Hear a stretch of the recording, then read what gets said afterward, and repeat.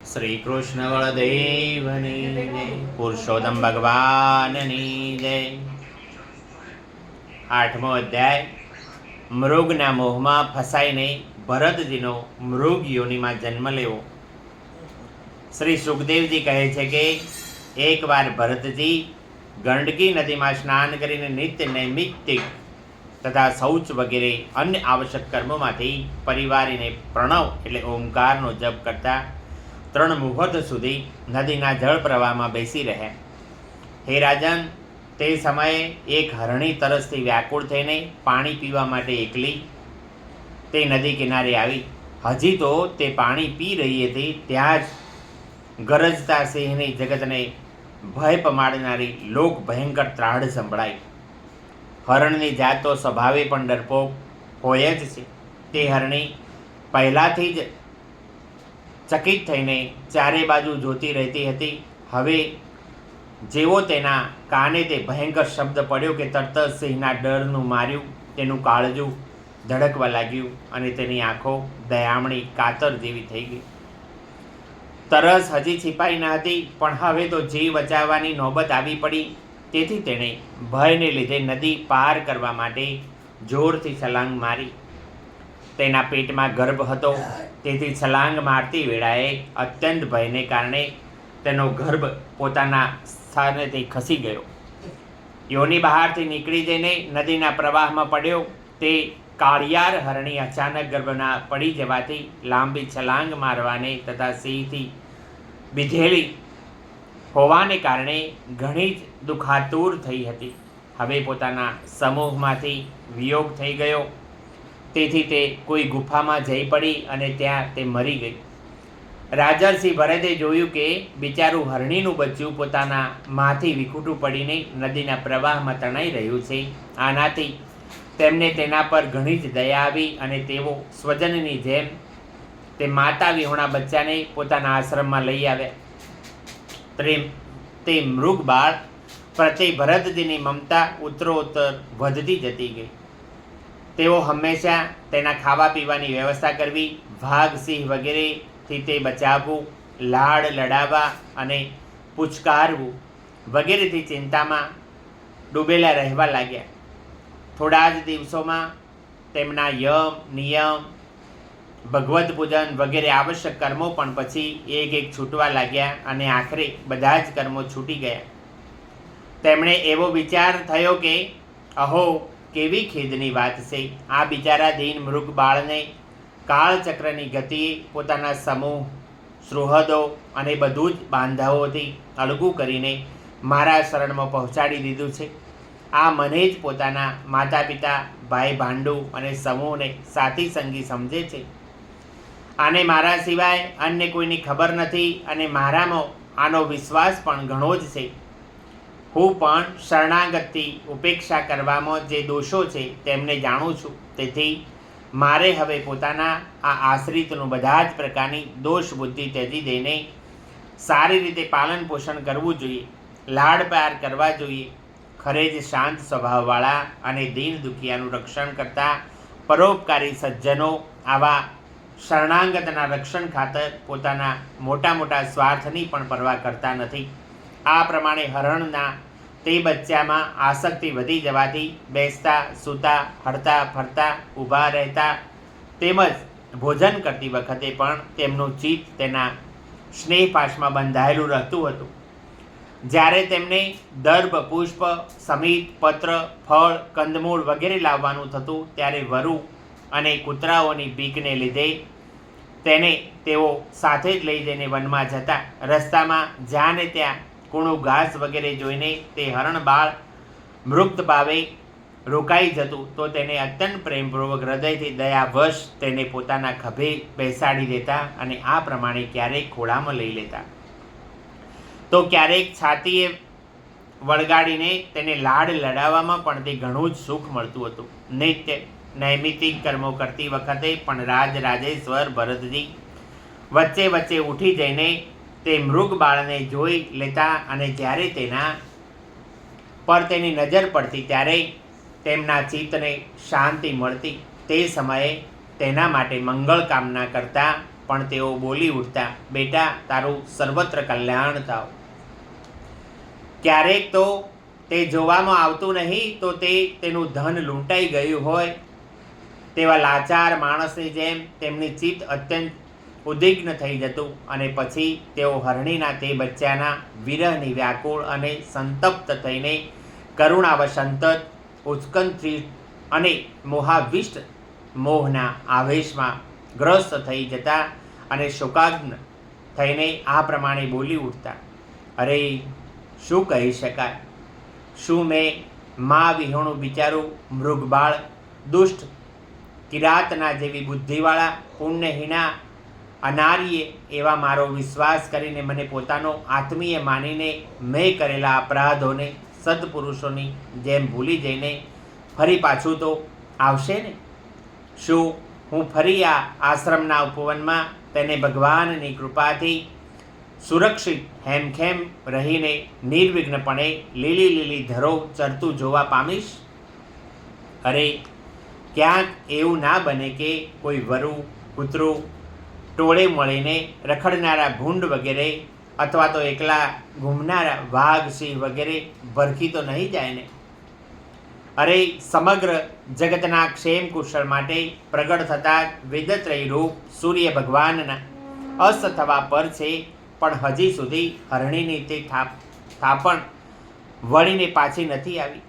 શું તે મૃગકુમાર પુણ્યહીના એવા મારી પાસે આવીને મૃગબાળને અનુરૂપ પોતાની જાત જાતની મનોહર અને દર્શનીય ક્રીડાઓ પોતાના સ્વજનોને શોક દૂર કરતો મને આનંદિત તો કરશે ને? અહો, ક્યારેક હું જ્યારે પ્રણય કોષથી રમત ખાતર ખાલી ખોટી સમાધિના બહાને આંખો મીચીને બેસી જતો ત્યારે તે ચકિત ચિત્તથી મારી પાસે આવીને જળબિંદુ જેવું નાજીક અને નાની નાની શીંગડાઓની અણીથી મારા અંગોને કેવું તો ખંજવાળવા લાગતું હતું. ક્યારેક હું દર્ભ પર હવન સામગ્રી મૂકતો અને તે પોતાના દાંતોથી તેને ખેંચીને અપવિત્ર કરી મૂકતો તો મારા ધમકાવાથી તે અત્યંત ભયભીત થઈને તે સમયે ઉછળવા કૂદવાથી છોડી દેતો અને ઋષિકુમારની જેમ પોતાનું સમસ્ત ઇન્દ્રિયોનો નિરોધ કરીને ચૂપચાપ બેસી જતો હતો. પછી જમન પરના મૃગબાળની ખરીઓના નિશાન જોઈને કહેવા લાગતા, અહો, આ તપસ્વીની ધરતીએ એવું તો કયું તપ કર્યું છે કે તે અતિ નમ્ર કાળિયાર મૃગબાળના નાના નાના સુંદર સુખદાયી અને સુકોમળ ખરીઓવાળા ચરણોના ચિહ્નોમાંથી મને કે જે હું પોતાના મૃગધન લૂંટાઈ જવાથી અત્યંત વ્યાકુળ અને દીન થઈ રહ્યો છું તે ધનની પુનઃપ્રાપ્તિનો માર્ગ બતાવી રહી છે. અને તે પોતે પોતાના શરીરને પણ સર્વત્ર પદચિહ્નોથી વિભૂષિત કરીને સ્વર્ગ અને અપવર્ગ ઈચ્છુક બ્રાહ્મણો માટે યજ્ઞસ્થળ બનાવી રહી છે. ચંદ્રમાના મૃગના જેવું કાળું ચિહ્ન જોઈ તેને પોતાનો મૃગ માનીને કહેવા લાગતા, અહો, જેની માતા સિંહના ભયથી મરી ગઈ હતી તે મૃગ શિશુ આજે પોતાના આશ્રમથી પણ વિખૂટું પડી ગયું છે. તેથી તેને અનાથ જોઈને શું આ દીન વત્સલ ભગવાન નક્ષત્રનાથ ચંદ્રમા દયાથી પ્રેરાઈને તેનું રક્ષણ તો કરી રહ્યા છે? પછી ચંદ્રના શીતળ કિરણોથી આહ્લાદિત થઈને કહેવા લાગતા કે પછી પોતાના પુત્રોના વિયોગરૂપી દાવાનળની વિષમ જ્વાળાથી હૃદય કમળ દાઝી જવાને કારણે મેં એક મૃગ બાળનો સહારો લીધો હતો. હવે તેના ચાલ્યા જવાથી મારું હૃદય ફરીથી બળવા લાગ્યું છે. તેથી શું આ સુધાનાથ ચંદ્રમા પોતાના શીતળ શાંત સ્નેહભર અને વંદન સલીલરૂપી અમૃતમય કિરણો વડે મને શાંત કરી રહ્યા છે? હે રાજન, આ પ્રમાણે જેમના પૂરા થવાનું સર્વદા અસંભવ હતું તે વિવિધ મનોરથોથી ભરતનું ચિત્ત વ્યાકુળ રહેવા લાગ્યું. મૃગબાળના રૂપમાં પ્રતીત થતા પોતાના પ્રારબ્ધ કર્મને કારણે તપસ્વી ભરતજી ભગવાનની આરાધના કર્મમાંથી તેમજ યોગના અનુષ્ઠાનમાંથી ચૂત થઈ જતા અને ચૂત થઈ ગયા. નહીતર તો જેમણે પોતાના હૃદયથી ઉત્પન્ન થયેલા અને તજી દેવા દુષ્કર એવા પોતાના પુત્રોને પણ તેઓ મોક્ષના માર્ગમાં સાક્ષાત વિઘ્નરૂપ છે એમ સમજીને તજી દેતા. તેવા જ તેમની આ અન્ય જાતિએ મૃગબાળમાં આવી આસક્તિ શા માટે થવા પામતી? આ પ્રમાણે રાજર્ષિ ભરત વિઘ્નોના વશીભૂત થઈને યોગના સાધનમાંથી ભ્રષ્ટ થઈ ગયા અને મૃગબાળના પાલન પોષણમાં અને લાડ પ્યારમાં જ વ્યસ્ત રહીને આત્મ સ્વરૂપને વિસરી ગયા. એ દરમિયાન જેનું ટળવું અત્યંત મુશ્કેલ છે તે પ્રબળ વેગવાળો વિકરાળ કાળ જેમ ઉંદરના ધર્મ સાપ ઘૂસી આવે છે તેવી જ રીતે તેમના માથા પર ચડીને આવ્યો. તે વેળાએ પણ તે મૃગબાળ તેમની પાસે બેઠેલો પુત્રની જેમ શોકાતુર થઈ રહ્યો હતો. તેઓ તેને આ સ્થિતિમાં નિરખી રહ્યા હતા અને તેમનું ચિત્ત એમાં લાગેલું જ રહેતું હતું. આ પ્રકારની આસક્તિમાં જ મૃગની સાથે તેનું શરીર પણ છૂટી ગયું. ત્યારબાદ તેમને અંતકાળની ભાવના મુજબ અન્ય સાધારણ મનુષ્યની જેમ મૃગ શરીર જ મળ્યું, પરંતુ તેમની સાધના પૂરેપૂરી હતી તેથી તેમની પૂર્વજન્મની સ્મૃતિનો નાશ થયો નહીં. તે યોનિમાં પણ સર્વજન્મની ભગવાનની આરાધના પ્રભાવથી પોતાના મૃગરૂપ થવાનું કારણ જાણીને તેઓ ઘણો જ પશ્ચાતાપ કરતો કહેવા લાગ્યા કે અહો, ઘણા જ ખેદની વાત છે કે હું સંયમશીલ મહાનુભાવોના માર્ગમાંથી પતિત થઈ ગયો. મેં તો ધૈર્યપૂર્વક બધા જ પ્રકારના આસક્તિ તજીને એકાંત અને પવિત્ર વનનો આશ્રય લીધો. ત્યાં રહીને જે ચિત્તને મેં સર્વ પ્રાણીઓના આત્મા શ્રી વાસુદેવમાં નિરંતર તેમના જ ગુણોનું રક્ષણ, તેમના જ ગુણોનું શ્રવણ, મનન અને સંકીર્તન કરીને તથા પ્રત્યેક ક્ષણ તેમની જ આરાધના, સ્મરણ વગેરે થકી સફળ કરીને સ્થિર ભાવે સંપૂર્ણપણે જોડી દીધું હતું.